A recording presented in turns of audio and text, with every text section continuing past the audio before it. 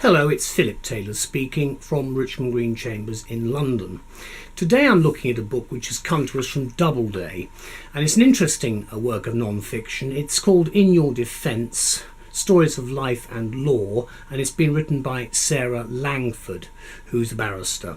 Now, it's part of Penguin, and a very substantial book in its own right, this one. It's received actually quite good reviews in the legal press, and we also thought it was of some fairly substantial value. So we've given it a title for our review. It's actually about how a defence to an action is mounted today. Sadly, another book about our broken legal system with the rule of law under threat. And I make no apologies for the fact that there are big problems at the moment that we are facing as the legal processes are reviewed, both in terms of criminal justice and civil justice, and we seek new systems. Now let's have a look at the book itself. There it is, the front page. There's a hardback, there's the spine, and there's the back. Now the dust cover shows you the author. There she is. See a photograph of her there. And you can see, in addition to that, some information about the book itself as well. Now, just running through the book, there's a little bit of detail about it. There's no index. It runs to 300 odd pages. The book there, that's the actual front cover. And then you've got a dedication, which I always like to show there, which I think is important. And you can see all the blurb about Penguin there and everything else. Then you've got actually the foreword, which has got a nice divider in it, which you can see there. And that, in fact, then we get into the book itself. I'm not going to spoil it by showing you all the information, but you can see the titles are the names of people. And without going any further, again you can see there, without going any further, that gives you an idea of how the book is actually being written. Now, what do we say about the book? Well, this book is actually written in our defence.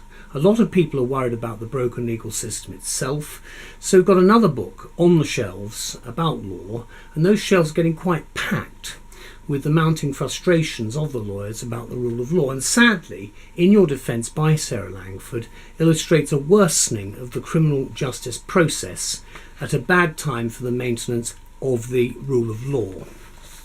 And to a new readership, of course, Langford is a barrister at law who is an advocate in criminal cases. She describes her job as to stand in court representing the mad and the bad, the vulnerable, the heartbroken and the hopeful. Actually also the innocent, we hope. Langford continues saying that she must become their voice, weave their story around the black and white of the law and tell it to the courtroom, and all within unnecessarily complex procedural rules and directions, incomprehensible to many and actually for bad pay. And these are really the problems which have been compounded in the last few years. Now, much of the book is about stories which don't make headlines, but they will change the lives, of course, of ordinary people in extraordinary ways, that being our job as, of course, criminal advocates. And Langford adds that there are stories which, but for a twist of luck, might be yours, which is somewhat ominous, because it's a bit like Rumpold's views a few years ago when he was saying, there but for the grace of God go I, in the sense that he could perhaps see himself getting on the windy side of the law. Now, I'm not suggesting anything like that, but you can obviously see that there can be problems that will arise. So the question then is, what do barristers do? And the author says we do this. We work at the bar, and the work at the bar is to enter a world shrouded by strange clothing, archaic rules and inaccessible language. Yes, sometimes called tradition, of course, as well. She then goes on to pose these questions, making the book an even more thought-provoking and readable work for a lay audience. Question: how does it feel to be an instrument of such an unknowable system? And what does it mean to be at its mercy? And these are the basic statements in the book. And as I said, I don't want to spoil the book by going into too much detail. They're good questions, But is the English legal system one that promises us justice, impartiality and fair judgment under the rule of law? And for Langford, she does a good attempt at uncovering the mess that is criminal justice in 2018, with further questioning of whether the system delivers what we require for a more literate and well-developed society.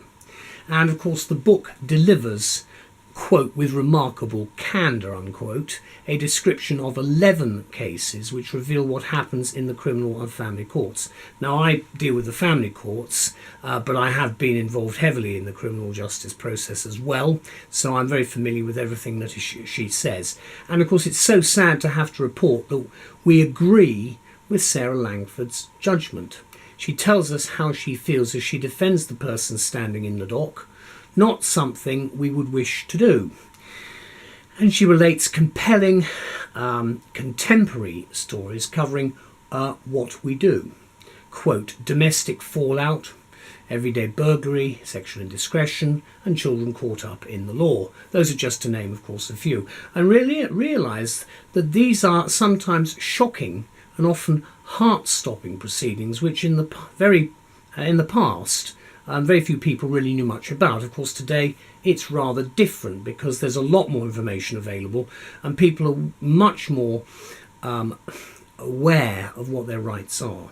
Let me conclude, because there is a conclusion to In Your Defence, by showing us where we are with the criminal justice system today. And I think the purpose of the book is that Langford explains to us how our attitudes and actions can shape not only the outcome of a case, but the legal system itself. Whether the book succeeds by asking us to consider, in our increasingly polarised world, what is truth and what is justice, is going to be for the individual reader to decide.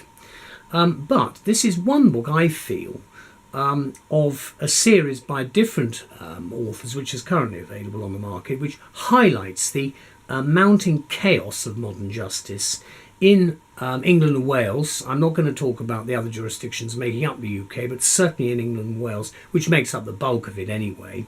Obviously, the problem being, as many people are perceiving it today, that the rule of law itself is under threat, even from its traditional roots. And alas, as I've said before, it's all about money. And whilst we are waiting to see if there will be changes, I'm recording this just after the budget in the autumn of 2018, and there hasn't been any real change in the actual money available for the MOJ, so I have no idea what the future holds. But certainly after Brexit Day on the 29th of March 2019, we will obviously then be looking afresh, I would think, at where we are, because there probably will be another budget. The book was published on the 28th of June 2018. Let me just show you it again. There's the front of the book, there's the spine, and then there's the back. And as I say, right at the back you've got a photograph of her there. You've also got, just opening it in the middle, this is about Daniel. Now, the book is actually very readable. If you look at it, it is really quite a readable book. As I say, I don't want to spoil it for you because they're individual stories. But do read the foreword right at the beginning. And I think I'll end by saying, quote from Helena Kennedy, Queen's Counsel, I love this book. It made my heart sing. Very nice end point for us. Thank you to Sarah and also to Doubleday for publishing this book. I'm very grateful for it. It will be on the shelf now with a number of other books in a similar vein. Thank you to all. Bye-bye.